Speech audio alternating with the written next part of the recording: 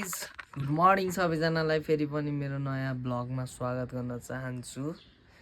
म आज ठ्याक्कै 1 वर्षपछि फेरि पनि मेरो नयाँ ब्लगमा ब्याक भइसकेँ। आजको ब्लग के हो भनेर थाहा पाइसक्नुभयो होला होइन।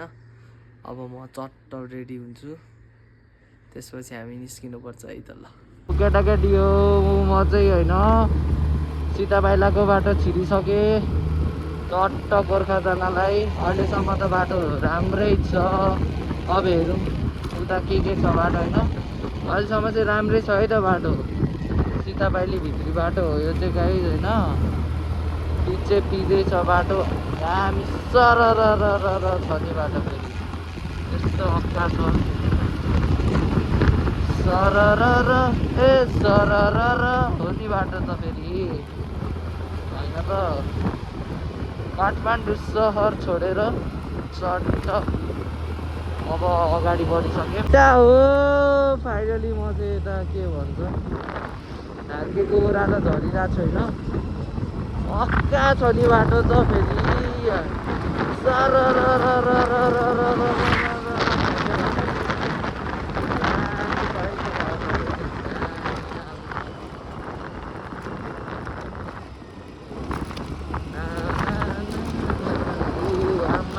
कत्रो डाँडा हो।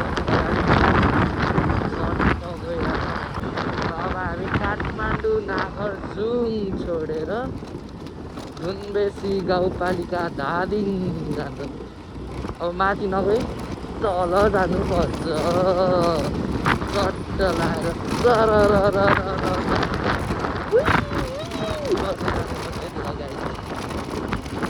बोले बोल्ने बोल्नु परेन होइन। भगवान्ले त्यसो होइन धेरै बोल्नु होइन। त्यही ओह्रालो छ आम्मा केटा हो, पुरै ओह्रालो छ है त। अगाडि एउटा टाटा सुमो छ।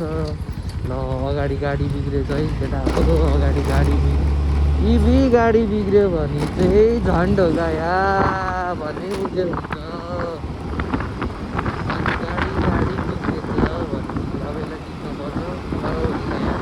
गाइस फाइनली हामी ढार्के बजार निस्क्यौँ। सीता बाइली भित्री बाटोबाट चट्ट लाएर ढार्के बजार। बाटो त पुलिस त जस्तो छ होइन, बाटो त ठ्याक जस्तो छ केटा हो। बाटो त दुनिया जस्तो छ।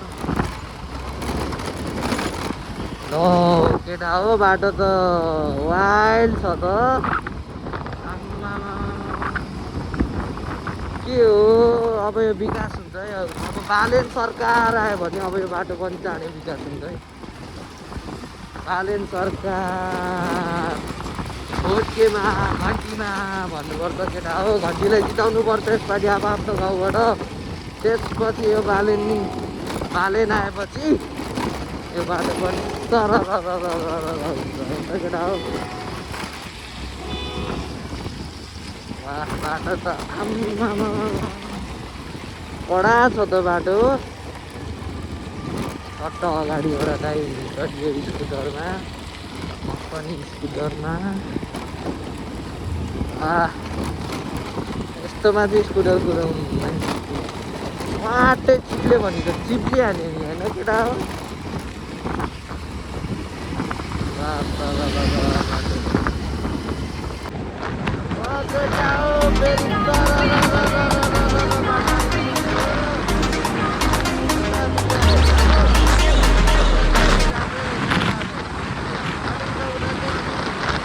हाम्रो बाटो छ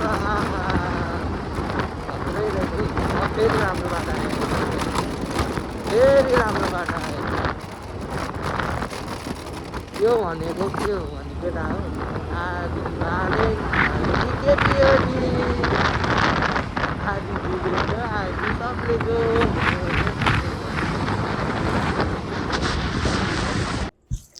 माइक नमिलेर साउन्ड चाहिँ हल्का हावा आयो, त्यसमा एडजस्ट गरेर हेर्नु होला है त।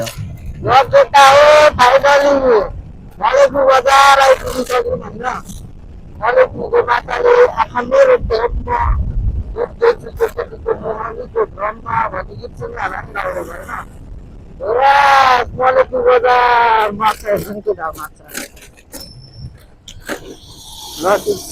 हो मलेकी बजार कति घन्टा 2 घन्टामा मलेकी बजार आइपुग्नु पर्छ 11:30 भइसक्यो होइन बिस्तारै जानुपर्छ अनि भ्यू हेर्नु कस्तो दामी छ एकछिन रेस्ट गर्न रोकेको छौँ होइन यस्तो दामी भ्यू छ मैले अनि बाटोमा एउटा सानो मान्छे भेटेको छु हेलो बेबी यता हेरिदेऊ न को मान्छे हो यो हेलो गरिदेऊ हेलो भन्देऊ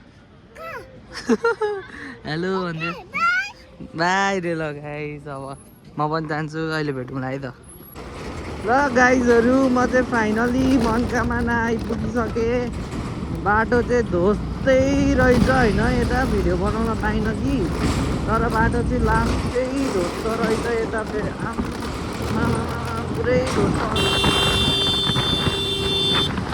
बाटो चाहिँ वाइल्ड धोस्तो रहेछ केटा हो है धुलै धुलो छ र चाहिँ मनकामना माता आइपुग्नु भयो मनकामना माता आइपुग्नु भयो मनकामना माताले मेरो सबै सब्सक्राइबरको रक्षा गरिदिनु होला मेरो पनि रक्षा गरिदिनु होला जय मनकामना मातालाई दर्शन गर्नै तपाईँहरू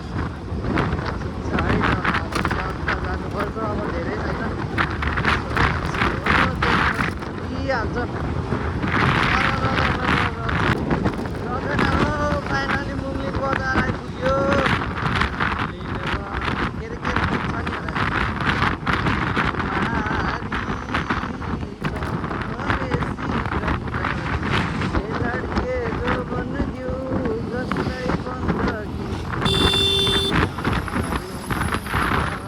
आनन्द छ यहाँ ठ्याक्क मुङ्लिङ पुल आएर एकछिन यस्तो बसेको है यस्तो मिठो हावा चलिरहेछ चट्टै यता चाहिँ यो तनहु यता देखेको चाहिँ चितौल है स्कुटरको हालत हेर्नु यहाँ आम्मामा ध्वस्त भइसक्यो नि पुरै बाटो होइन खतरनाक छ बाटो यहाँ हेर्नुहोस् त खोला कस्तो आनन्दको छ ओ माई गड हेर्नु इन्जोय गर्नु है क्या शीतल हावा चलिरहेको यार गाइस चट्ट लाएर होइन ल गाइस अब चाहिँ उतै गोर्खा पुग्नलाई बेला भेटौँला है त मोबाइलमा धेरै चार्ज पनि छैन वा आनन्द छ यार गाइस म चाहिँ खैरेनी आइसकेँ र खैरेनी डुब्दैछु यहाँ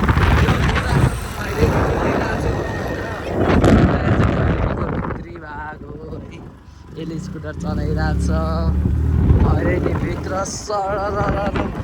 बिस्तारै बिस्तारै खैरेनीको भित्र डुलिरहेछौँ हामी गाइस चट्ट लाएर अब एकछिन यता बस्नुपर्छ बेलुका जानुपर्छ गोर्खा ठिक छ गाइस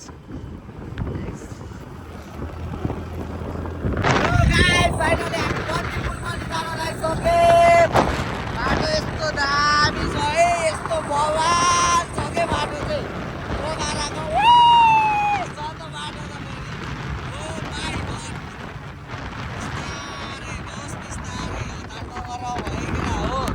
यस्तो दामी छ नि पोखरा अब हामी चट्ट लाएर बस्नु आउँछौँ छ है त जाउँदा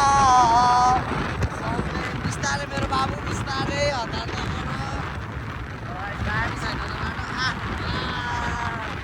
साइकिल वाले भैया को भेटने आए इधर हेलो भैया कैसे हो नेपाल का यात्रा कैसे रहा है बढ़िया है अच्छा है ना आप किधर जा रहे हो पोखरा ओके अब सेफ जर्नी बाय बाय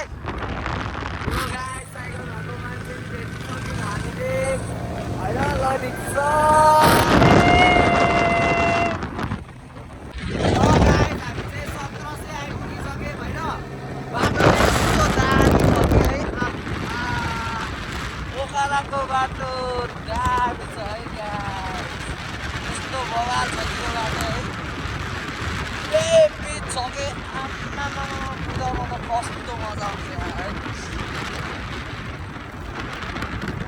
चट्ट लाएर अब बन्दीको त्यो माथि डाँडा हो धेरै छैन पुगिहाल्छ भेकेसनमा लगाए फाइनली हामी बन्दीपुर बेस क्याम्प आइपुग्यौँ। बन्दीपुर बेस क्याम्प ल हेर्नु, बन्दीपुर बेस क्याम्प आइपुग्यो। यस्तो दामी छ अरे त, यस्तो बन्दीपुर बेस क्याम्प आइपुग्यो। अब टक्क लगाएर हामी अब अगाडि जान्छौँ होइन। क्या आनन्द छ यार, यता त दामी पिस छ कि एकदम पिस छ। यही रोटेपिङ रहेछ क्या, रोटेपिङ बर्बाद छ त ठाउँमा।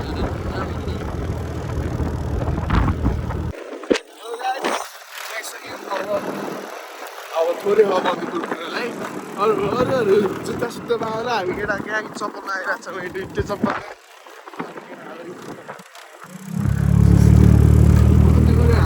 खरेनीबाट थाक्यो कति किलोमिटर हो, 20-30 किलोमिटर होला, त्यति पनि छैन होला।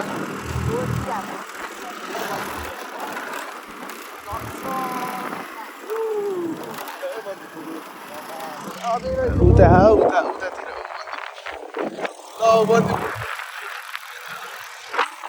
केटा हो, हामी चाहिँ बन्दीपुर आइसक्यौँ। बन्दीपुरको भित्र गइरहेछौँ। कस्तो आनन्दको ठाउँ यार, चट्ट लगाएर होइन, आनन्द छ कि यो ठाउँ चाहिँ यार, पक्का छ। हामी चाहिँ चप्पल पड्काउँदै आइरहेछौँ है, चट्ट लगाएर चप्पल पड्काउँदै आइरहेछौँ। जक्सन भएपछि त चप्पल पड्काउनै पर्छ। यो घर छ नि गाइस, यो ब्लु कलरको, कस्तो बबाल छ यार यो घर, दामी छ भने यो घर यार, मलाई ओक्खा लाग्छ यो घर। चट्ट बन्दीपुरको भित्र यो